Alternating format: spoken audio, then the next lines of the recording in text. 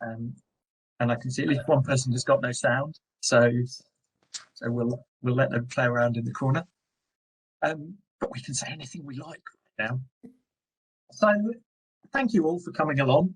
So what is something of an experimental session for us?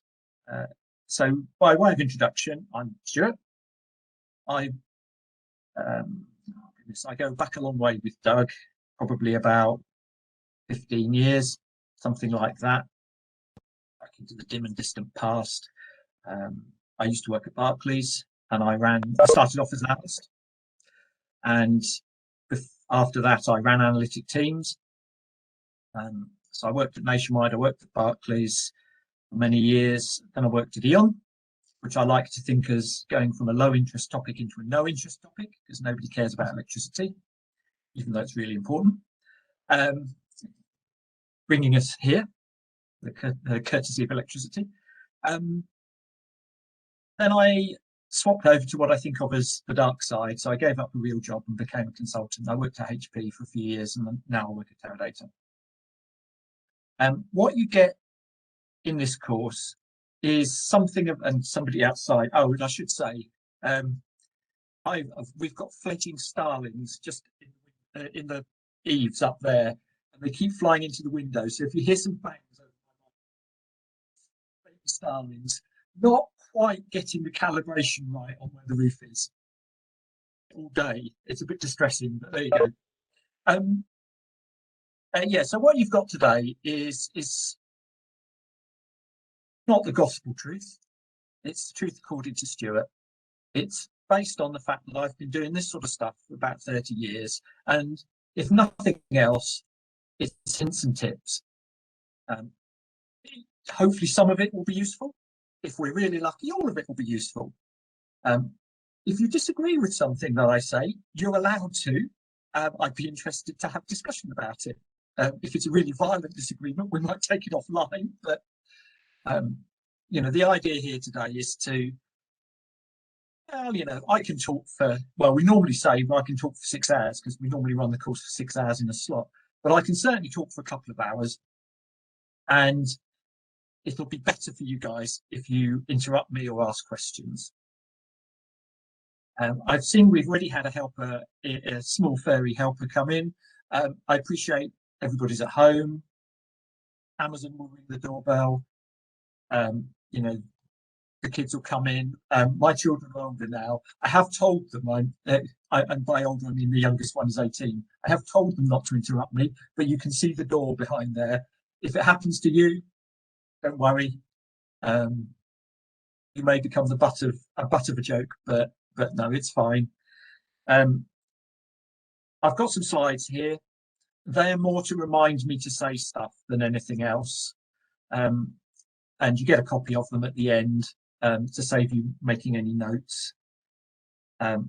You can put comments in the chat if you want to. I've asked Jan to keep me honest, but sometimes when I'm in the zone, I forget to read the chat. So better for you to interrupt me. And you're amongst friends, so you know, there aren't any stupid questions. I know they always say that. Now I've done introductions, and there is a horrible, painful process where the trainer says to everybody, now, could you introduce yourselves with a fact that nobody else knows about you? Oh, a little bit, you die a little bit inside when the trainer says that. I went on a training course some years ago where there was a lady next to me, and she said, I'm a coke addict. I was like, what the hell? We've never met this woman before. And so she pours a bottle of coke out of her bag, of course. And I thought that was such a good way of getting out of actually disclosing any personal information. So I'm telling you now, so you can reuse that one whenever you like, because it's absolutely the best way of introducing yourselves. What I will say to make it easy is if you could just come on one at a time, and just say who you are, and then you can introduce yourself, and then I'll come on. And then you can come on one at a time, and just say who you are, and then you can introduce yourself, and then I'll come on. And then you can come on one at a time, and just say who you are, and then you can introduce yourself, and then I'll come on. And then you can come on one at a time, and just say who you are, and which team you work in. And then what will happen is I'll remember 10% of that, but at least I've got a chance.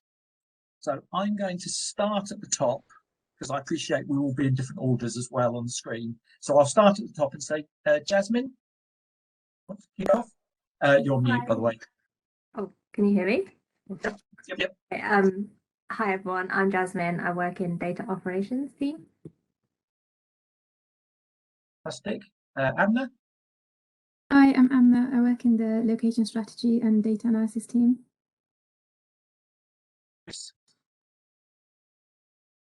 Hi, I'm Chris. I work with Jenny, David, and the other Chris King in this call, and I believe the person that was a coke addict is our boss, Kate. So it absolutely sounds like her.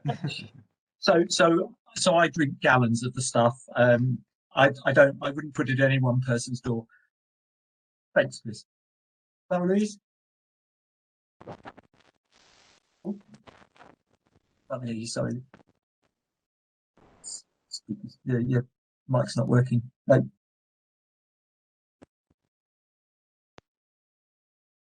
No. So we're going to do the next slide. Well, we'll imagine what you've said. It's fascinating. Thank you. We've got next. We've got Jenny and Jenny's cat. Hi guys, I'm Jenny. I work with Chris, Dave, and Chris on the BI team. Jodie? Hi, I'm Jodie. I work in the location planning team. I'm actually quite new. I only started on Monday, so hi. Oh, well, I've got you in your first week. Hello. You did. Michael?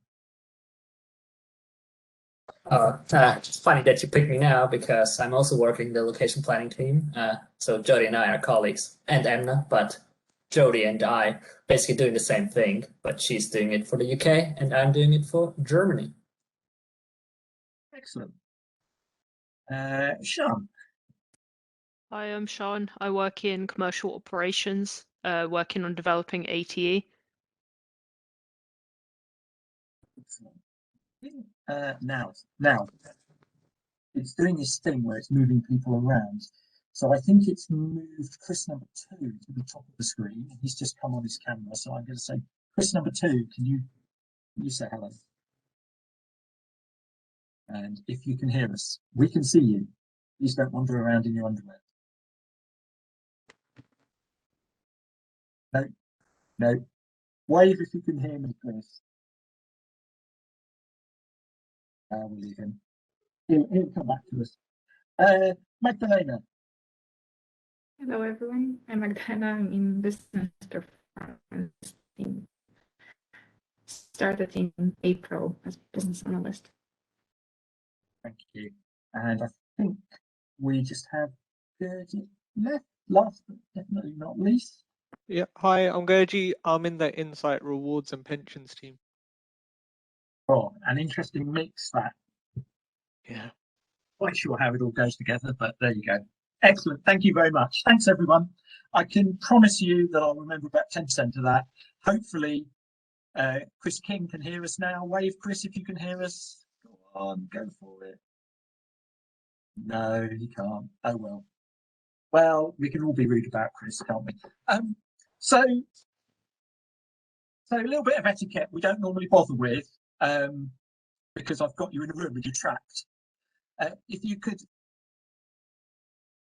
turn off Outlook or your such other mail applications that will be pinging you all day, turn your phone off and stick it in the cupboard or something. And if you're in Chris's team, just don't answer his messages when he's pinging you about, things that you should have done already. If you've got Teams or something like that, and then we'll kick off. Hey, we're doing this remotely. I'm in two minds about whether that's good or bad because I'm old. I like to get back in the in front of people and have proper conversations with them. And that's what we're used to doing, and we've been running this course for many years. But today, what I've tried to do is draw on the experience of working from home for the last 15 months or so, So we're broken it down into smaller chunks. So we're going to talk for an hour and a half-ish today. You're going to do some case study work in your teams. And then tomorrow we'll come back and we'll have another little burst of activity. And so we, I don't know about you guys, I can't concentrate for 2 hours straight when I'm on the screen. So I can talk at you for 2 hours. That's absolutely no problem at all. I sit and talk to myself on my own. So, but I appreciate it's more difficult to take in. We should be finished by tomorrow lunchtime, which gives you loads of time to do all the work that's been piling up while you've been listening to me. But shout out, as I say, at any point if you've got any questions. Or if I lean back and you suddenly can't hear me, anything like that, just wave at me. And I've got a screen there, so if I keep looking that way, it's just to remind myself what I'm doing, because I've got your faces on this screen. So I'm going to start off, and I suppose if I'm starting off with hints and tips, there's some things that I always used to say to my team when they first joined. And it was like a shopping list of things. I say, look, this is being an analyst is not what you do. It's who you are. It's the shape of personality that you are. And I think you can be a better analyst by picking up some traits. Some of them you already have because you are an analyst. But I think sometimes it's worth saying them out loud and bringing them into focus. So I think being an analyst is the best job in the world. I think it's much better than these other rubbish jobs because you get to think, you get to interfere in other people's business, you get to imagine different worlds where you're trying to think of an answer. But there are some drawbacks because you will recognise certain traits amongst your colleagues and they will see them in you. And part of what we'll talk about today is about getting out of those, recognising when you're being too much of an analyst and recognising perhaps when you could be a better analyst. That's kind of what we're talking about. So we'll start off with some general traits. And then what I'll do is I will talk to you a bit about how I approach analytic projects and how I break them down, and perhaps give you some hints and tips, and you can argue with me or not. We'll do a bit of practicing, and that's what the case study work is for. I have no idea how that's going to work remotely. So when Jan collects feedback from you at the end, it would be fantastic if you could tell her whether it was a good or a bad experience. We've run the content for many years, but I've no idea how it works remotely. So sorry you are giving people. So if I'm thinking about being a good analyst, so let's start there. There's a build, but I'm going to just skip through those. There's a number of things that I want to cover here. These are general, almost business life skills, I think. Even if you stop being an analyst, I think you will be a better business person if you think about these consciously. So the first is financial focus. We all work for businesses. It's in fact in the same one this time. Our employers do not do anything unless there's a return. Happy customers is lovely, but it does not put bread on the table.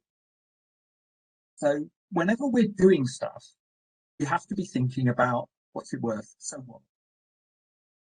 I ran this course once for Department of Transport, and I had to have a different story there. But for us, our employer requires us to make them money. That is what they pay us for. So whenever somebody says to you, oh, could you just do a piece of analysis? That's brigade. The question is, what's it worth? Not what's it worth to the person who's asking, what's it worth to the business?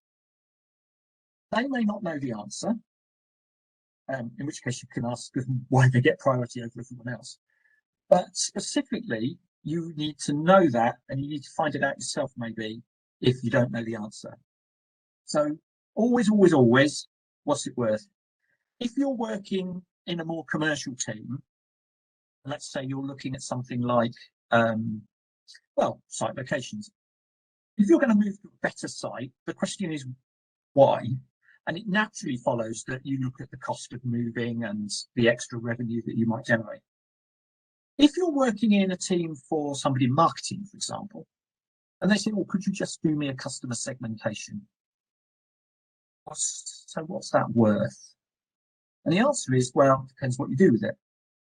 So you actually have to start exploring, before people ask any questions, you have to start exploring what their value is, what they're trying to do, how likely they are to succeed as well. Because you've got 100 requests. You've only got so much attention span, you've only got so much time, and you are a scarce resource in your organisation. So how do you know you're doing the best possible thing you can to make your organisation money? Well, frankly, you've got to have some sort of value. And you might get them to tell you, but the chances are they don't know. You might need to work it out yourself. So first thing, and that will stand you in good stead, even if you stop being an analyst, although that will be a horrible career move. I just tell you now. Remember, you're in the best job in the world. Now, I'm going to have to think about how I tell my story for Ivory Tower. So I'll start by saying, when you design a course, they always say to you, you read up on tips, and they say, oh, include quotes. Quotes are good in courses, they say. And so I got one, because I think it made sense. Now, for those of you who don't know John le Carré, he wrote spy novels. And clearly you can write spy novels at your desk, but spying stuff used to happen out in the world. Of course, now it happens at your desk as well. But the difficulty with being an analyst sitting in the office or sitting in your bedroom or your lounge or wherever you happen to be, I'm in my son's old bedroom, that isn't where your customers are. So if you're going to understand how your business makes money and how it's going to make more money or make the same money in different ways, you've got to actually understand how the business operates and how your customers are behaving. I mean, we've had an object lesson in the last year or so of well, I mean, a catastrophic change in many respects. So the question is, what will stop people going away for long weekends? Why are there some people just doing it and some people not? And are the people who are doing it the ones who are really going to make you more money, or are the price incentive ones also really nervous? I used to stay in hotels every week as I travelled on business. I haven't stayed in a hotel since last October. Why haven't I? Well, partly because it wasn't allowed, clearly, but actually I also haven't, because I've become slightly more cautious. So I don't travel for leisure and stay away, although I'm going on holiday at the end of tomorrow. That means that my wallet share has diminished for non-business travel. Why? Is it likely to come back? Well, until you're out actually under the skin of trying to understand why people are traveling and why they're not, you're not going to have that view. And I'm a firm believer in, if you're going to do analysis about your business, you should know how it works. So I used to say, when we have people from supermarkets on, I say, go and work in a supermarket, go and walk around the store. When I used to do my electricity thing, I used to take the team around, and we used to go around and look in people's windows. And I don't mean that in a creepy way. We only did it from the pavement outside, but we walked around and looked at the houses and tried to understand why one house on an estate used twice as much electricity as another. And you see stuff like toys in the front garden, and you think, oh, right, okay, so they've got kids. Is that a good enough reason? How much electricity do children use? So getting out there, spending time with your customers, spending time with your colleagues. Remember, when you do a piece of analysis, the recommendation you make, who does that impact? Well, of course, it should impact the customer ultimately, but it also impacts your colleagues. I have seen 100 good ideas fail because people have not thought about what it means for their colleagues. So when you're doing work, think about, what change am I bringing? Are they going to want this change? customers want this change? Do my colleagues want this change? Because you will be doing analysis sometimes. You're closing a location. So guess what? None of the staff there are going to be your friend. Or you're expanding a location. Which actually makes their lives more difficult temporarily because of all the building work and what have you. It probably isn't long term. It's not, you know, if the staff are staying for 30 years and then just sorry. So these are the sorts of things that you have to think about, and to understand them, you've got to be out there. Now, when we all do get back to the office, the other thing that I would observe is that we as a community are a type of person. And so the other thing that you have to bear in mind is that we are sat in a room, typically, with other people a bit like us. So do you sit with other analysts when you're in the office? Yes. How many of you, just wave your hand, those of you who are on camera, at least, wave your hand if you went to university.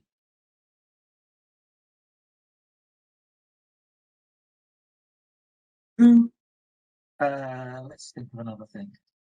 Who, and I'm gonna say this advisedly, you don't have to wave your hand at all here. Who is in the age group 25 to 40? Don't answer, just think about it. Thanks, I'm not. So just make me feel bad, why don't you, Chris? Thank you. I can eject people from the room, you know. You're a type, you're a segment of society. You're not representative as a group, you're not representative of whole of society. There's no retired people here. There's, I mean, I'm going to choose my words carefully here because there are people from overseas, but there are fewer than there are in reality, because the UK population is about 1% of the world. So, you know, these are the sorts of things, you know, do we have a good mix of all the cultures and all the experiences that your customers bring? The answer is no. And so that's why you need to be out there. It's to broaden your mind. It's to understand other people's perspectives so that you can empathize with them, which will make your analysis more effective. And effective analysis is not a task ticked off. It's an insight implemented. What else did I forget to say about that? Yeah, we've talked about all of that. Yeah, if you've got call centers, go listen in call centers when you're allowed again. Yeah, and then the other thing I should have said is, of course, when you're using data to do the analysis, that place that you've been and visited, that's where it comes from. Or a few years ago now, I was sitting in a call center, and you know the little tokens you get if you have to charge up your electric meter. You know, you go down the shop or whatever, and you put £10 on. I sat in the call centre and listened to a load of calls about those, and people kept phoning up and saying, "Oh, I've lost my little charging token. Can you send me a new one?" They phone up again. And they say, "Oh, you sent me one. It doesn't work. Send me another one." These things cost about £5 each. So every time they phone up, that's another £5. So every time they phone up, it's about £10 cost. And until I sat in the call centre, I'd never really thought about it. But you got the same people phoning up every day. Why were they phoning up? Well, because when they phoned up, the agent opened their customer record and was order a new key for them. There was a little section for that. And I don't know about you, but I would have assumed that a meter was a meter was a meter, but they're not. There's loads of different ones. And so there are loads of different keys. Now, in my simple world, I would have thought, well, the system knows what sort of meter this person has. So there should just be a button that you press that says order a key. No, there is a drop-down list. So guess what the agents do? Well, they pick the one at the top. And then if that works, that's great. If it doesn't, the customer phones back a few days later and says it doesn't work. And so they pick the second one on the list. And there was a long list. And until you sit in a call centre, you don't go, well, why don't you have a lookup table then? And just have a button. Because the business case is it saves £10 for every number 2, 3, 4, 5, 6 call that customer has to make. Plus, it's a better customer experience. But until you sit there, you never see that stuff. So when you're allowed, and I have to preface it by saying that, when you're allowed, I would say at least once every quarter, you should spend a day away from your analyst desk and out there with real people in the real world. And try and make it something different every time. And don't always go to the nearest one to head office. Because the thing is, they get tired of seeing people because everybody goes there. I remember when I first started work, I lived down in Kent at the time, and I went to Preston. They asked me why. I felt like going to Preston. And I went up there, they were delighted to see me. Because nobody ever went to Preston. So they told me everything, they looked after me, I had a fantastic day. And I learned so much, but it was because they were pleased to see me.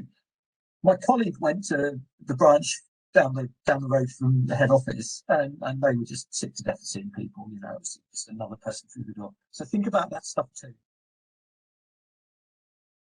Also, don't always go at the same time of day.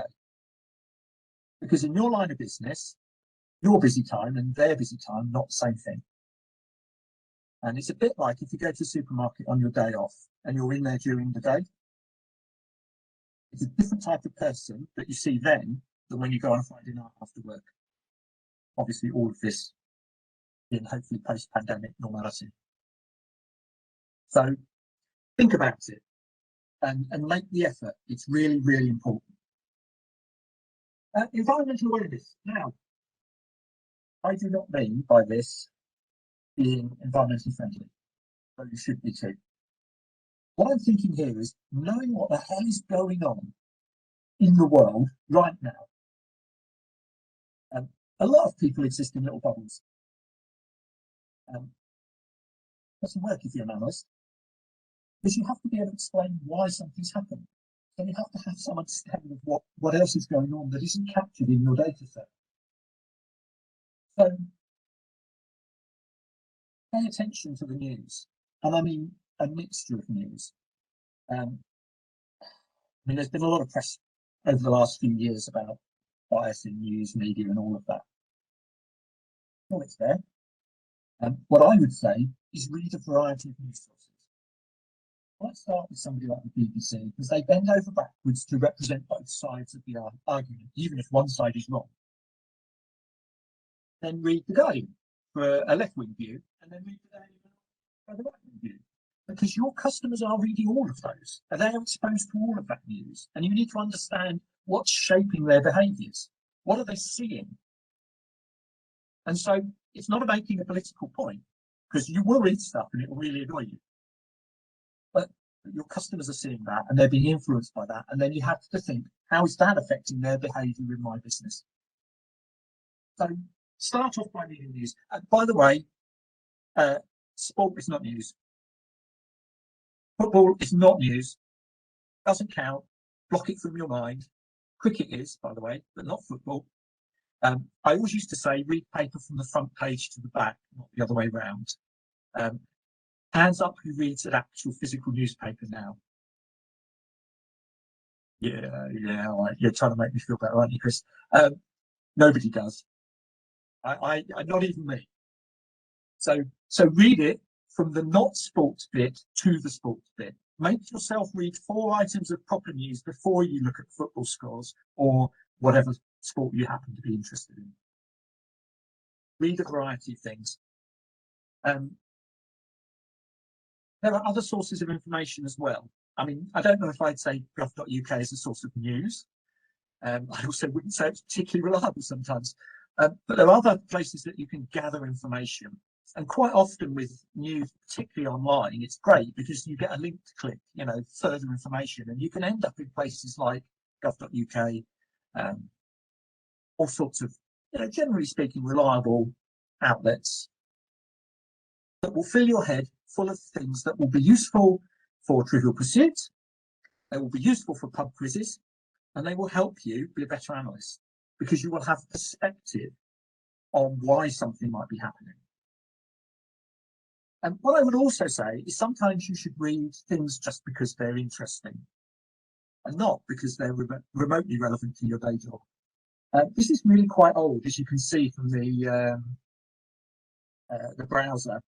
But I've saved it for years because I have no idea really what the story was about. But if you can see in the middle there, it says skeleton found with replacement head.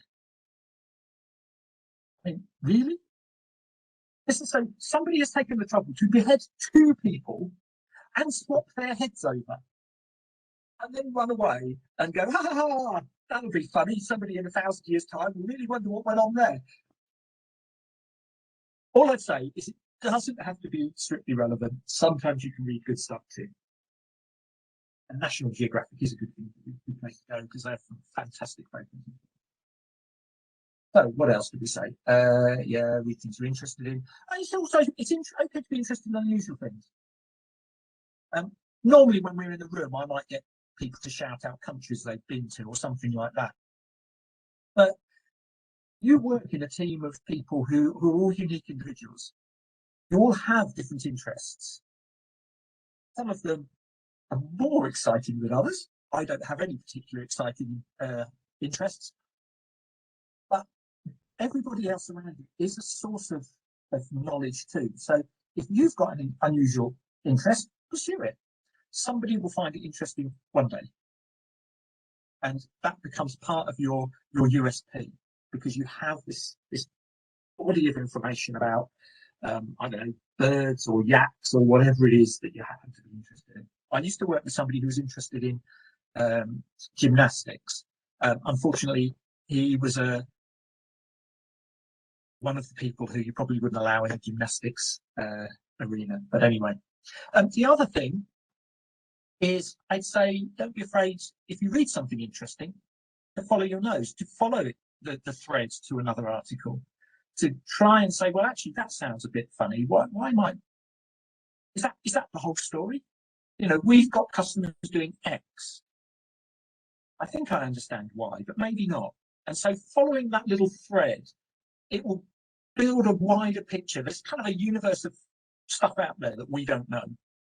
And if you sort of wander through that, pulling threads, you will become a better analyst because although I'm saying it and you're thinking, oh, I'm sure that's not really true, at some point in the future, that stupid little fact you learn will come out and it'll be useful. And you'll say, oh, I read something about this. And if you've ever had a moment where you have, oh, I think I've read something about this, that's what you're trying to do more of. It's when your brain goes, oh, you've got an extra fact.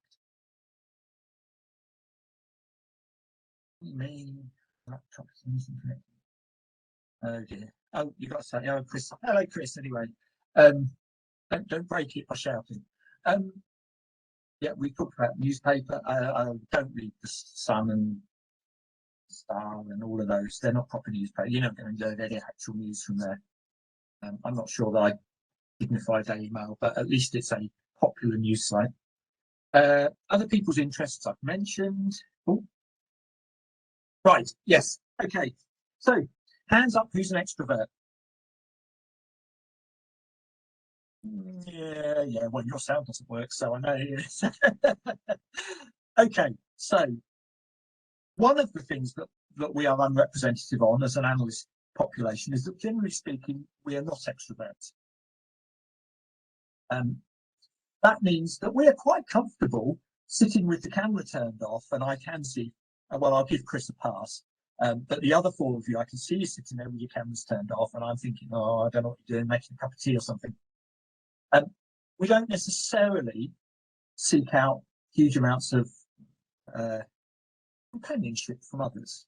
We maybe avoid direct eye contact when we're talking to people. What else might we do? We might be happy on our own. Actually working from home for the last 15 months may have been bliss. Yes, I've quite enjoyed it. What I would say though is unfortunately we are paid up members of the human race, and the other half of the population who are extroverts have had a bit of a taste of their own medicine because we have to live in their world most of the time. They've lived in ours and they don't like it and they want to go back. But we have to be better than them because we have to recognise that although we are introverts and introverted analysts, the only way we get stuff done with our work is by going out there and building relationships. And that means that, yes, you can build relationships with other analysts, because that's great, because neither of you want to have eye contact and you're all happy to stay at home. But the other lot don't. So you have to make an effort.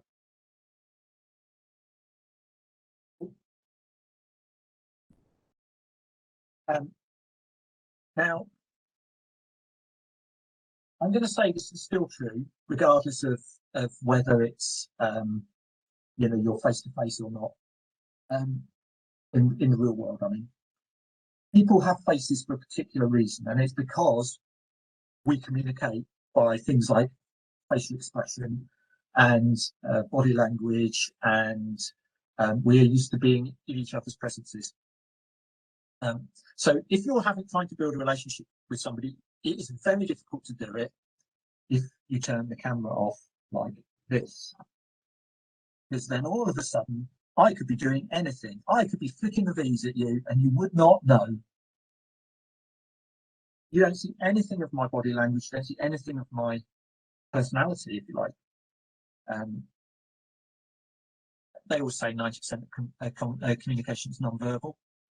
We've had an object lesson in only having part of that communication for a long time now. I think when you get back in the office, it will feel like sensory overload.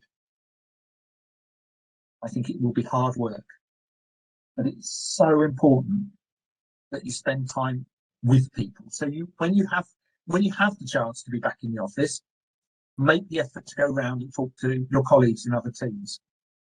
Those relationships are the thing that have sustained you for the last year, or the last 3 days, or never, depending on how long you've actually spent in the office. It's really, really important. Make sure you make the effort. In an electronic world, hands up, who has had a really irritating email from somebody that's made your blood boil in the last, I don't know, 6 months? Yeah, so annoying, isn't it? And you think, full of righteous anger, you type really heavily like this. And I was speaking to one of my colleagues only yesterday, and she said, I wrote 2 pages. And then I sent it. I thought, oh my God, no! That's like violent rage. It's an electronic form. There is a person at the other end of this. They may not have meant to offend you or upset you. And they might have done, in which case, you can go around and sort it out. But they probably didn't, in my experience. Most people are a bit thoughtless and a bit irritating. Doesn't mean you can pour oil on the fire. So, by all means, if somebody does something annoying, like sending you an email that really, really winds you up, take 2 breaths. Yeah, type it out. By the way, hit the reply button, take their name out of the send, everybody's name out of the send. Type your bile and rage, get it out, but then ring them. I would say, if you've got the opportunity, if you're in the office, go around and see them. Because what we're about is being better than them. And that is always your challenge. Analysts are the best people in the world. Now, you have to work at it sometimes, because they won't make it easy. The other thing I will observe, and I work in a multinational company, and so do all of you, not everybody has complete control of the language you're communicating in. I talk every day to an amazing mixture of people from Russia and Sweden and France and Italy, and they all have to do it in my language because I only speak English. That means I am forced every day to face up to my own inadequacies because I only speak English, but also recognise that I'm forcing them to speak in a business language, which is not normal, and in a second language. And worse, if I phone them up, they actually have to think in it really quickly as well. So they don't always mean what it sounds like. In much the same way as if you were lucky enough, as let's say a native English speaker, to speak another language, you may sometimes inadvertently declare to somebody that their mother looks like a fish, because you didn't mean to, but that's just you picked the wrong word. They will accept that and tolerate it, and so you need to be mindful of that too. And for those people who are speaking in the second language, well done, but sometimes somebody will be horrible to you because they haven't appreciated that fact. One of my colleagues in Sweden, he just speaks such fluent English, I forget he's not English. He has all of the idioms and everything, I just forget. And at the end of the meeting one day, he said, oh, I'm going to have to stop speaking English, it's so tiring. And I just forgotten. And he, you know, because the better you are, the harder it is, but bear that in mind.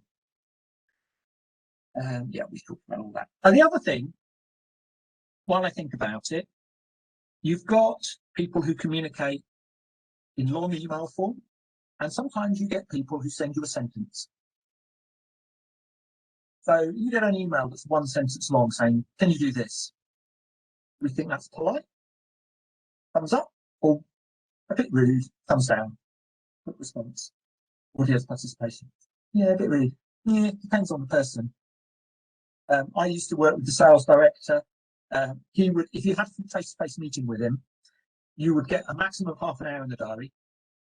He would be 5 or 10 minutes late. He would leave 5 or 10 minutes early. You had 10 minutes with him. His emails were one sentence long. He would never say well done. He would never give you any encouragement. That's just not how he was. Now, you can argue about whether he's a nice human being or not, but the fact is it wasn't aimed at you. He was like that with everybody, and that's just how it was. So if somebody sends you an email like that, it's a bit abrupt, they might be busy, they might have some domestic emergency or whatever, you know, a cat problem, whatever that happens to be. There is a cat there going, oh, I'm just like, oh, this is not working. I'm not getting attention. It may just be that they're like that with everybody. They're not being rude. So sometimes they're being rude. Assume they're not. Give them the benefit of the doubt. It will make you the better person. And the last sort of fundamental truth of being an analyst, I suppose, is we are all about change. That is our role. We're not here to do a piece of analysis that says, do you know, that thing that's going on, it could not possibly be better. I've been doing this for over 30 years. I've never done a piece of analysis which resulted in me saying that could not be better than it is. I mean, sometimes it's not worth changing something, but it ain't the same thing. We are here to make change. That is our purpose. Embrace it. You're looking for things to be better. That's your job. That means you need to start thinking about why you come to work a little bit more positively. It's because you're trying to make things better. Sometimes it's a bit of a drag. But also, you have to understand the impact that has on other people. Because I have been a process terrorist for years. I turn up places and I blow up processes by, oh, that bit doesn't happen, it should do this, and this bit should do. It's really annoying. But it is my job.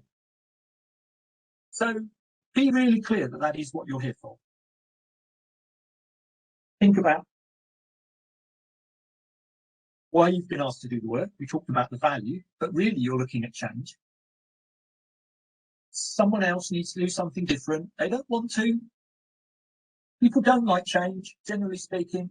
It's annoying, it's inconvenient. Oh, halfway through the year, you come up with this fantastic insight. Who's got any spare budget? No one.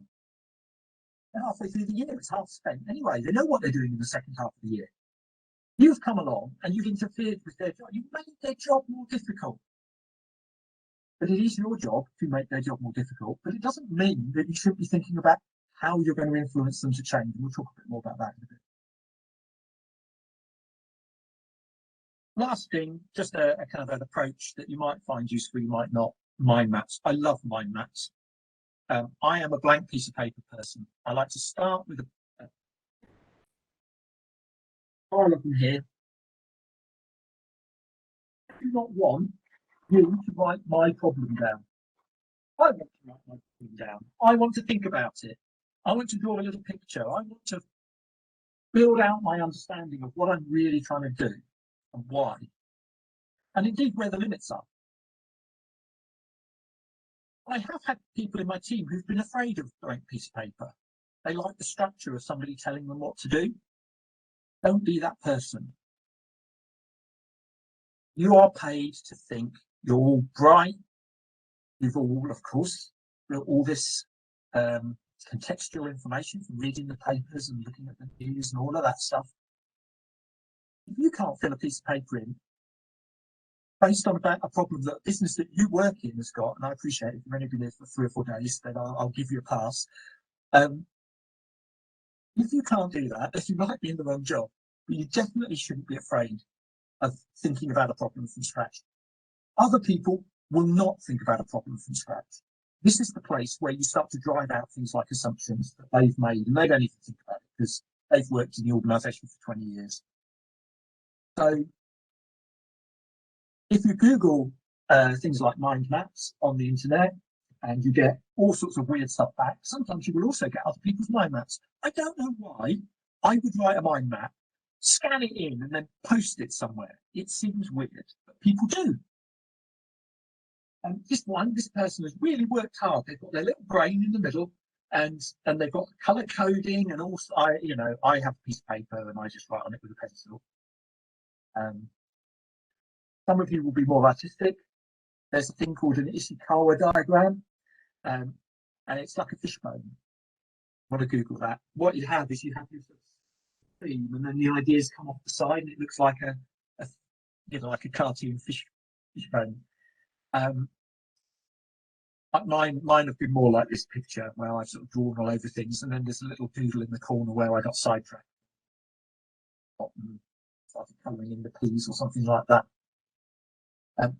But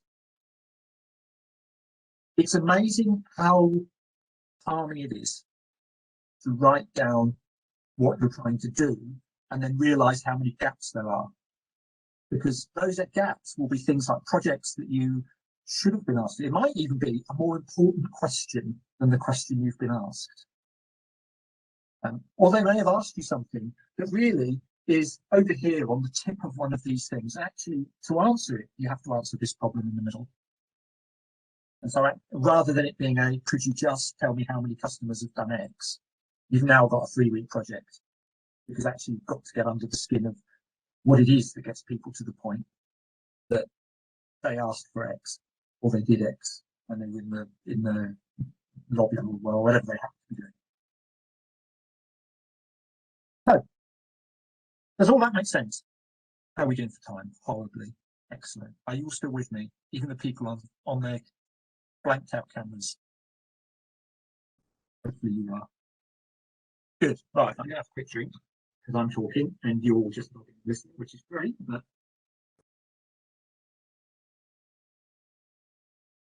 dandelion and burdock rather than Coke, because I knew I was going to do the Coke story, and I thought I can't possibly have a pint of Coke there after I've told that story. Right. Okay. Let's talk about being an analyst then. Once you've got a project. So this is the patented Stewart Robbins analytic framework. I believe it might even be some sort of open source arrangement, but I've simplified it a little bit for the purposes of today, and I'm not going to spend the same amount of time on each of these topics, okay? So we're going to talk a bit about developing the brief. We're going to do that tonight. We'll talk a bit about data collection. We'll talk about analysis. Now, I'm not going to talk to you about writing code. You can go on a course for that. And anyway, you'll all use different tools. Certainly, we use different tools now than we used to 10 years ago. I'm going to talk to you about analysing a problem, which actually, I mean, my kids, I've got one doing psychology, I've got one just graduated in politics, and I've got one who's just going to be going away to do engineering in a couple of months' time. The art of analysis, the things I've got in here apply to all of them. So it's about how to think of a problem as much as anything. We'll also talk about communicating findings. I don't hold myself up as a master in this area, but I've had to do it for a long time, and I've learned what doesn't work. So I'm going to share what doesn't work, and a little bit about what other people have done that did. And then we'll talk about implementation and follow-up. If you have a piece of work where you produce a number like 7 at the end of it, that has generated no value for the organisation unless that number has been used to do something else. So I see time and time again, people finish an analytic project, they produce a PowerPoint, or they might have a predictive model or something like that, and they go, there you are. And then they go off and do the next project. Remember, that very first thing I said, you were here to make value. You were here to make money for your employer. That thing you did stopped too soon. You've got to make sure that the person you gave this blinding insight to has the wherewithal to implement it. So you have got to stay with them and hold their hand until whatever it is you told them to do has been done. Because get this, they won't do it otherwise. 9 times out of 10, they will waste your time. Now, depending on where you are in your working life, you might have as long as 50 years left. If somebody wastes a day here or there, you might say, oh, well, it doesn't really matter. I've probably got 5 or 6 years before I want to get out and retire. I don't want people wasting my days. And actually, it's forced me to think about whether the days that I had when I was younger were less valuable. And the answer is no. I just worried about it less. So if somebody wastes your time by asking you for something, you tell them the answer and they don't use it, then be cross about it. But be cross with yourself because you didn't stay with it to make sure they did. You can be a little bit cross with them too. They'll get distracted. It's not good enough. So we'll talk a bit about that too. That'll be right at the end when you're all thinking about lunch. So developing the brief. First bit. Now, I usually do this as a shout out. So get your keyboardy fingers ready and you can stick this on the chat. So why am I worried about developing this brief? Surely somebody turns up and just tells you what they want, yeah? So why is developing the brief important? Do some typing. Come on, show me you're there. Even Chris can do that. I'm hoping you can anyway. Thank you, Chris. Well done. They always don't know what they want. That's true.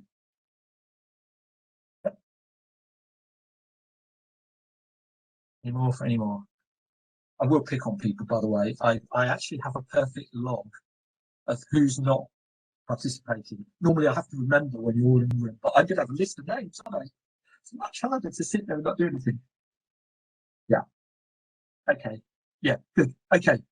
I see it much more simply, actually. I'd say we want to develop a brief because it's our job to get the right information, the right people, in the right format, at the right time. So the person, what they've asked for might be wrong, as you've all said. They don't know what they want. They ask for the thing they think they want. Yes, absolutely. SCQ, I've heard of that before. No, you always learn something new. You learn something new every day. I've not heard of SCQ. Yes, so they ask the wrong question. The person who's asked you is not necessarily the person who needs to know the answer, or they may not be the only person who needs to know the answer. The right format. Hands up who likes numbers. Who's really comfortable with numbers? Everybody. Everybody. That's great. We are in the minority. Most people really hate numbers. So they don't want some sort of spreadsheet of 50,000 different numbers. It doesn't make them comfortable. If you give me a spreadsheet, I'm going to start manipulating the data and getting really excited. If you give it to my wife, not so much. She's going to give it to me and say, well, I don't know what to do with that. So what's the format it needs to be in? If you're building a model trying to predict, I don't know, footfall at 3 p.m. on a Wednesday, then actually your user doesn't want to know how many people are coming through the door really. They want to know how many staff they need to have on to manage the demand. They need to know whether the actual physical space will be big enough. Those are the sorts of questions they're really asking. So the format of the answer is probably not a prediction of the number of people. It's not a little piece of code. It's actually the answer to the question, is my lobby big enough? Or, you know, is my bar big enough? Whatever. And the right time, my favourite thing I say to people is when's too late. Because everything's always urgent. I'm going on holiday at lunchtime tomorrow. That's more urgent than anything people are going to ask me in the next 6 or 8 hours of working day. So when's the right time? When do they need it? What are we trying to do? Is there a deadline that absolutely can't shift? So that's why we develop a brief. And so, yes, of course, you start to get a framework there to do your work. But actually, what you're really doing is getting the question right. So above all else, is just to get the question right. There was one suggestion of, you know, do we have the right data? Nothing to do with the brief. What we're trying to do is get the question right. Whether we have the data or not, you will remember, is a different step in my process. First thing to do is to make sure you have the right question. If you always shape your questions to fit the data you have, the sum of human knowledge will eventually stagnate, because it never forces you to ask the question, how do I fill this gap? So that's something that's really, really important. You are not thinking about how to solve the problem. We all go there, because we are the ones who've got to solve the problem. So we are thinking, with half our brain, we're thinking, what's the question? The other half, we're thinking, how are we going to answer it? Don't muddle the two things. They're separate stages. Keep them separate. So what's the problem? What's the question? And then how am I going to deal with it? Until you have a good question, you don't know if you have the right data. Yeah, we talked about doing it. Yeah. So I've already said I've got children. I won't ask you to own up. We may find out in the next few hours together. When my children were small, they asked a lot of questions like, why, Daddy? The worst one was, why is that lady so fat? When you're on the bus and you haven't really got anywhere to hide, because they never ask you as quietly. It's just awkward socially sometimes to get a why question. But as a principle, children ask why questions because they want to know stuff, because they're trying to understand the world. This is exactly the same for us. You've received some stupid half-baked request. You need to understand better what they're trying to do. So why? Great question. Lots of why questions. What, how, when, where, who. Unleash your inner child. I still get really excited about, I mean, I've been doing this such a long time. I'm still excited about doing analysis. I don't do enough for myself now. I to give it to other people. It's just really depressing. I'm still excited about it because you always learn new things. And that inner child is maybe not as inner as I would like it to be sometimes. Perhaps it's out there and I'm just being really enthusiastic about a problem and really excited about it. And that's what you need to be. Even if they're asking about the sewage outflow from site number 43. There's always something interesting. There's always something to learn. Every day you'll learn something new. You just have to look out for it. But you won't learn something new if you don't ask why, what, when, how, and all of those questions. The other thing that's great about this job, get to make stuff up. And then you call it a hypothesis to make it sound scientific. It's really great. So somebody will say something to you and you'll go, I don't know. And then you've got to make up why. Oh, we've lost one of our audience already. You've got to be able to think about what's the hypothesis got to be. Well, I've got to understand a bit more so I can shape my hypothesis. And actually, quite often, you'll find that the hypothesis that you've had to make to bridge the gap to the question you were actually asked is more important than the question. So proving the hypothesis might be the first piece of work. And sometimes you'll flush this sort of thing out in your mind maps. So that's the sort of thing that you do to think about carefully. We talked about being out there and understanding the process, understanding how people did their jobs. Do you understand it? Otherwise, how do you know why the data looks the way it does? You know where the data might be if you don't understand the process. You understand what the problem is, like that one with those little keys for the meter. Actually, the problem was somebody was supposed to know stuff about a pick drop-down list. So those are the sorts of things that, again, if you haven't been out and spent time with your colleagues or with your customers, you might say, oh, I don't really understand this well enough. Could I spend half a day to go out and understand it? Now, if it's a one-off problem, the answer might be no. But quite often you get to, I mean, we all get to analyse the same kind of family of things all the time. So actually, if you go out once, you might answer 4 or 5 questions. So the next 4 or 5 projects will all be better. So that hypothesis could well be the catalyst for, I don't really understand that. I've made up something. I'm going to go and see if it's true. Yeah, we talked about data. Yeah, we talked about improvements earlier, didn't we? Yeah. The other thing with the briefing process is you very quickly expose the fact that the person who's asked you the question doesn't know enough. So they've asked you to do something and they know 10% of the answer that you're seeking. So it starts to identify who your other stakeholders are. It starts to identify other people who are useful to know as well. So one of the things I would say to you is developing a brief is a great time for going out and meeting people you would not otherwise meet and learning about what they do, because once they're part of your network, you can ring them up and say, oh, I've got this problem, can you help me? Or you could ring them up and just be personable with them, because you're allowed to just ring them up and say, are you okay? But you could also understand how the organisation works in a way that nobody else does. And I hadn't appreciated it when I very first started work, but when I spent a few years when I was working at Barclays, I realised I understood how the organisation worked better than any of the other senior managers. Because I'd done the analysis, or my team had done the analysis. I understood how stuff fitted together.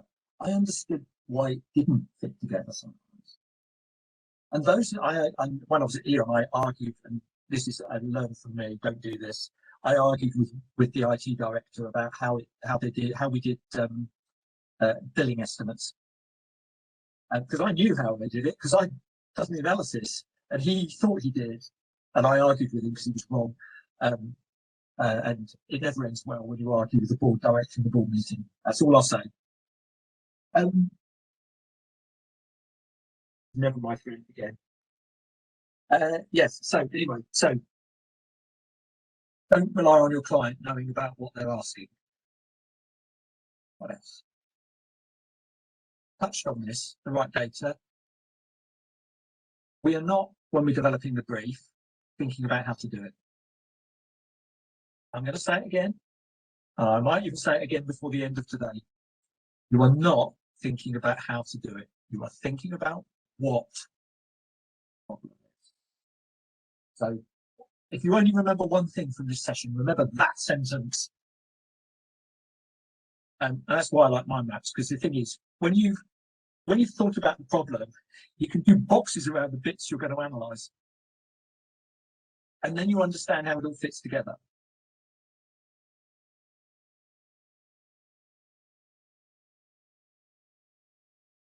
Now, I might have to get phone here. How many of you leave your desk during the day to go outside? I don't mean walking the cat. Yeah, that's good. That's good. How many people do it when it isn't their lunch break? No, don't hold your hands up. I incriminate you. When you're in the office, I mean, I would observe that most of my team, I used to look at them and they'd spend 6 of the 7 hours sat at their desks. I don't think that's where you're most creative. But also, I think it's too easy to blur project briefing into the act of delivery. Somebody asks you a question and you're already typing a little bit of code, or you're already sending off a request to get a piece of data. And it's worth, when you get a new problem, doesn't matter what time of day, worth going outside, going for a walk around the block, clear your mind, get your subconscious working on the problem, and then come back to it fresh. You need to break up the cycle of your thought process. It does take a bit of discipline. I used to work with somebody who would lean back, and I'm not going to emulate him because I'll probably fall off my chair. He would lean back and he'd put his feet on the desk and look out of the window. And then he would tap his teeth with his pen, which is really annoying. But it's a signal. It was a signal that he was starting to think about a new problem, and it was just his irritating mannerism that he did it. So I would suggest that's quite annoying for people who sit near you. That may not be an issue if you're sat in your lounge on your own, but it's worth saying to yourself, well, I have a new problem. It's 11:23. It's not lunch hour, but I'm actually going to go for 10 minutes round the block. I'm not going down to have a cup of coffee because that's part of your desk routine. You're going to go for a quick walk down to the end of the road and back, and then when you come back, you start thinking your problem. Smokers always used to use the smoking break, but luckily people don't smoke now. The other thing, that was number one, but you can prorate it. If you earn 30,000 a year, probably costs your organisation 175, 200 pounds a day to have you at your desk. So 10 days costs, right?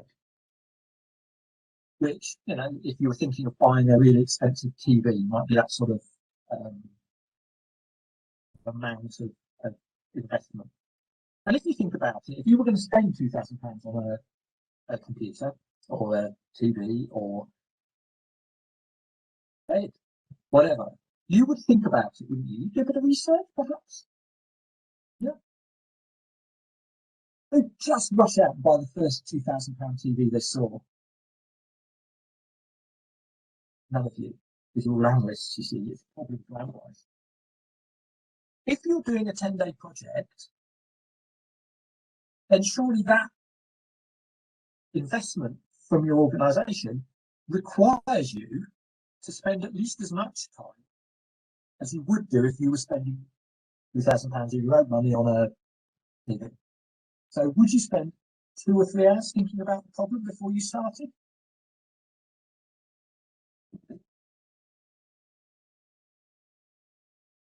Hand on heart, you can answer this with your inner voice. Hand on heart, how many of you spend 2 or 3 hours? That's nearly half a day.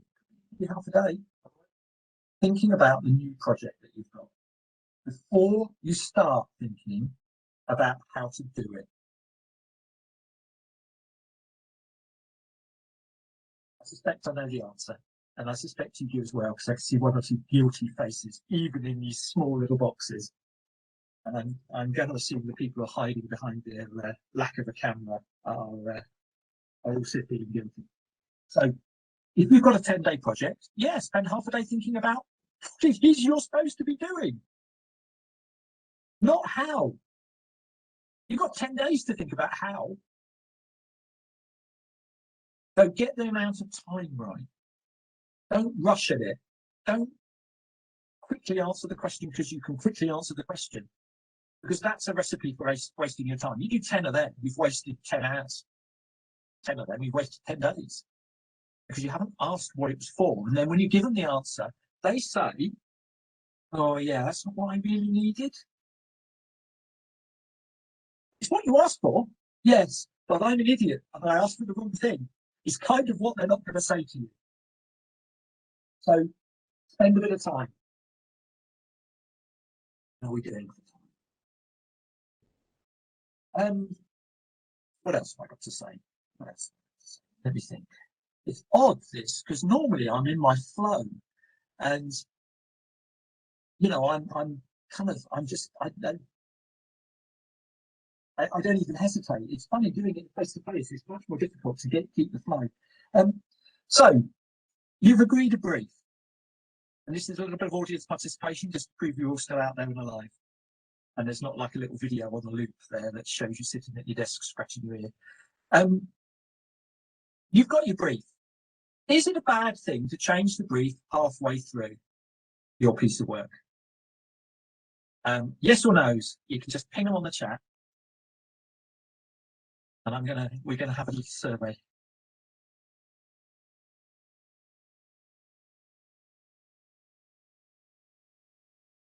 Generally, no. I would agree. I think generally no. Let me add a subsidiary question then to this. Did you tell your customer before you changed the brief? So you came up with something and you thought, oh, I'm investigating this, and you've gone off on a side story. Yeah. So have a conversation with your customer. Say to them, you know, we started off with this hypothesis. We thought this was going to be true, but actually it isn't true at all. So there's no point in me doing the other bit of work because this isn't true. So we need to change direction. Or, yep, you're all right, you're all fine. It's no and yes, that is correct. The correct answer is well done. It's a real challenge, I think, for people if they're not used to pushing back sometimes. So you've been asked to do something, you've committed to do it. 3, 4, 5 days in, you're going back saying, actually, I'm not going to do this now. You know, I thought we had the right answer or the right question, but actually it was the wrong question, or the answer isn't what we were expecting. So absolutely, it's a bad thing to change without telling your client. I have seen it done. I have seen people going off and doing something and saying, oh, well, I was investigating this, but actually this looked more interesting, so I've actually investigated this. I have seen it. I have seen it more than once. Actually, when you work for on the consulting side, it happens a lot less because your brief is part of the contract. You don't get paid if you don't deliver it. Problem in that case is that you will deliver it regardless of whether it's a good idea or not, because you only get paid for delivering the thing you promised. Don't be that person. Be the intelligent person who says, don't waste my time. This thing that we were originally investigating isn't right. Yeah, so consultants will very often carry on to the end of the brief because that's what they're paid to do and they've committed to it contractually. It's another thing to think about actually if you're negotiating with consultants, because they're spending your money. It's no different than you spending your time. Right, so stakeholders. Now, obviously, you'll all have different projects, different types of project, I guess. Let's assume, for the sake of argument, that you've got a 10 or 15-day project. So it's quite a big project. You know, it's going to take a bit of time. You're going to have your kick-off meeting, and because you've listened to what I said, you've spent half a day thinking about the problem, and you've got a really good brief, and it's really clear. You're sat in your home office, and so I'm guessing you could just hunker down for 10 days, turn your camera off. Sounds seductive. You know, unlimited tea and coffee, breaks whenever you feel like it.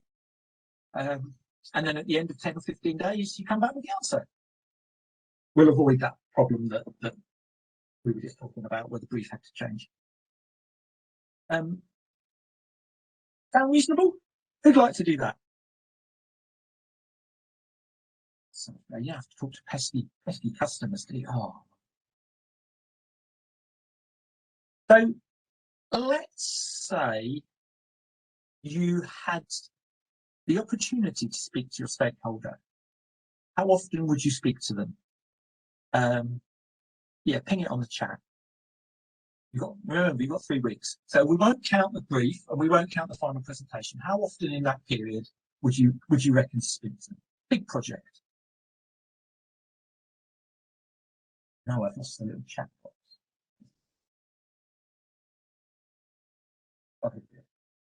Days? Yeah. Week? Yeah. Yeah, good answer. It depends. Does depend. But so yeah, okay. So what would I do? Yeah, 3 or 4 days. I mean, you know, if you sit next to the person, you're going to talk to them more regularly, aren't you? But I would have thought once or twice, 3 times maybe across the 2 or 3 weeks. Yeah, definitely. I'd put it in the diary. I'd actually make it formal. You don't have to, but particularly in today's world, where you aren't just going to bump into someone, I think it's worth putting it in the diary because it becomes a discipline for you and it's a discipline for them. So they've asked you to do the work, so they should be interested in how it's going, and you've promised to do it. You should be keeping them up to date, because the other thing that can happen if you're not careful is the world moves on, and so they asked you something on Monday, and by the following Monday something else has happened, and maybe you should change direction, but you don't know because you haven't spoken to them and they haven't thought to tell you because they're busy with the new thing. So yeah, every few days, diarise it. When it's virtual, diarise it. If back in the office, I think you can plan to bump into people if that's feasible, if you're in the same office, and that you should do that too. But in this world, I think it's worth being a bit more formal. It's just half an hour, 15 minutes. Doesn't have to be much. Of course, it depends a bit on how senior they are, because you might struggle to get in their diary. But you know, that's, as a principle, plan for regular contact. You're telling them about how you're doing. You know, I've got everything I need. I found this thing out about these processes. Oh, it also looks like it's going to be 11. Is that what you're expecting? The difficulty, in many respects, that people have is that they ask a question and they have an answer that they hope they're going to get. As soon as it's not quite that answer, you have to give them a little bit of time to think about it. This is particularly true with very senior stakeholders. Very senior stakeholders detest surprises in presentations. They want to know everything first, so that, and we'll talk about this in a bit more detail, so that they've had a chance to think about what they're going to say. And so part of managing stakeholders through a project is giving them that opportunity, because today's peer is tomorrow's senior executive, because there will be somebody who you grew up with and they'll end up being, you know, director of such and such, and you know, you'll remember when they were wet behind the ears, but it won't help. And I said exactly. And it's worth saying, if it's a really big project, and it might be really, you know, it might be I said 2 or 3 weeks, it might be 4 or 5 weeks, it could be really big. You know, taking a like a 10% of your focus for the whole year. Those are the sorts of things where you might see some quick wins earlier. And you might say, look, I'm not finished yet, but this looks like something that we should do now. And they may not say yes straight away, but remember, we're after value for the organisation. If you give them a chance to think about it, because you've warned them, then when you come back at the end, you can say, well, I'd already suggested this, so where are we on that? And then suddenly they're your delivery person, because now you're saying, I gave you this, what have you done with it? So that's another thing that you might want to think about, is how you turn the tables a little bit, so that you're not always the service provider, because you're not. Because remember, you're an agent of change. Sometimes you're there to make them do stuff.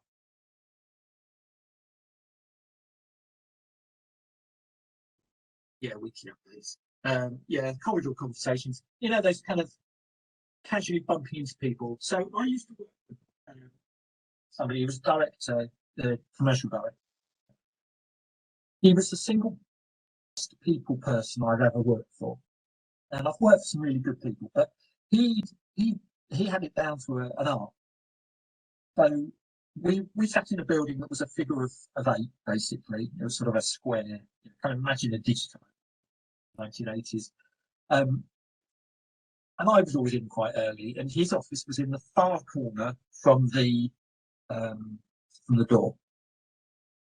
And he walked past my desk most mornings, and he'd say morning, and I'd say morning, and he'd say something. He always remembered my name as well. I was useless with names, but he always remembered my name, and he would always ask me what that's something we'd been.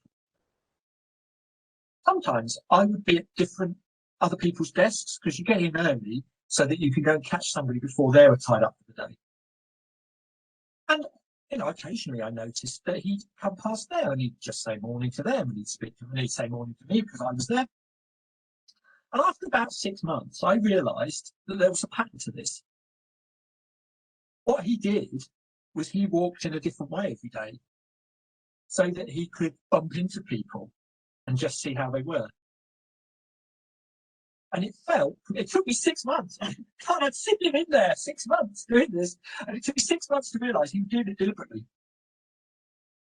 So that art of bumping into people is really, really important. It's much harder remotely. So I would ask the question, how can you bump into people remotely? I don't have an answer. Well, I have answers that work for me, but you need an answer that works for you. So how do you just bump into someone without actually bumping into them? Have a think about that. The last thing I'd say about managing stakeholders is the stakeholder you didn't know. When you started the work, you thought about it, you thought about who needs to know and all of that. But during the work, you find something out that's relevant to a new stakeholder. So the other thing that you should be doing when you're doing a piece of work is looking for new stakeholders. Because you're trying to generate value from your analysis. The more people who see it, the more likely you are to get somebody to use it. So you also should ask yourself, who else should know? Of course, if it's a secret project, then the answer is nobody. But most of the time, it's not that. So if you found something interesting, who else can you? It's like the ultimate environmentally friendly piece of analysis, isn't it? It's like, I'm going to reuse this piece of analysis by giving it to someone else. I'm going to recycle it 3 or 4 times, just change the name on the slide. That's another way of managing your stakeholders. And I know we're talking about the results rather than the brief here, but you know what life is like, it all bleeds together. Yes, so we've done that. So, okay, so how are we doing for time? Is it top now? Oh, that's perfect. So, does all that make sense? Are we all nodding? Are we all still there? Wave to me if you're still there. Hey, thank you. So I can pick on people if you're in the room. So you're actually, this is one of the benefits. Now, so what we're going to do is I'm going to stop talking to you, and you can have a drink and a wee, and then go into your little groups. And I think Jan's communicated those. Yes, excellent. And hopefully you all know. If you don't know, then speak now. And you're in a little group, and you had your case study notes, which I'm sure you all read and inwardly digested. You've got to develop a brief for Bob.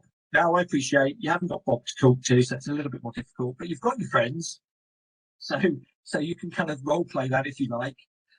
But you've got to develop a brief for Bob so that he knows you can help him work out what to do about the future of his business. So you have to ask, and normally I don't give this extra steer, but normally I'm in the room, so we sort of wander around. So why do you think he needs a plan? What is your success criteria? How do you know you've done a good job? What's the value? Who are your stakeholders? There might be a hint, by the way, in the way that's phrased. You know, so where are your data sources? What are you not going to analyse? Because if you remember from the document, it's, you know, it's not the most lucrative project that your company could have picked up. So you're looking for something that's efficient in the use of your time. And you also need to be thinking about how you're going to play back the results. So you're starting with the end in mind. So this is about making sure that the results are fit for the audience. Okay, so all that makes sense? Perfect. Normally what we do is we have something slightly competitive when people have had a go at this, but I don't think that'll work so well remotely. So what we'll do is each group tomorrow morning will spend 5 minutes playing back done, they thought, and we'll kind of assemble that into a little kind of brief of briefs. Now, sorry, I can see this question going up. Can I send the slides? Yes, I will send the slides. Jan, oh yeah, I sent the slides. I think I've got everybody on there. So I should promise not to read ahead, because that's like reading the next chapter of the book. So that's the brief, is to come up with a brief. It's all made up, so you can't do any harm. You can make stuff up, because we called that hypothesis development, if you remember. That's part of the job, making stuff up. You haven't actually got to do the analysis. I'll tell you that now. So you can be creative. You can make enormous commitments, but remember that you're operating to a budget. So you've got complete freedom. I think I said spend 20 minutes. We normally say 20 minutes when people are in a room. You might want to spend, I don't know, 25. I've tried to design this so you can finish at 5 o'clock and then go back and do all the stuff that you should be doing. And so I will stay in this room if you get stuck or you've got a question, or you get together and you say, oh, I really don't understand what he wanted from us. So I'll still be here. But I'd suggest that we break Qatar tonight, and you go back in, go to your groups, like, I don't know, whatever you're doing, you know, whatever your corporate teams or whatever. I'd suggest you do it there because it'll just be more efficient. We're back, I think, tomorrow morning at 9:15. Give you 15 minutes to do all that other stuff that needs to be done, with all the urgent things before we start. And if in your little group you nominate one person to do the talking, that's probably the best bet. Whoever does the talking this time has a free pass for the second part of the work, which is clearly going to be much more strenuous, but I'm not going to tell you in what way. So if that all makes sense, if anybody has any questions, shout out, please. I'll be here for half an hour, and I'll go and have my tea. We'll see you all in the morning.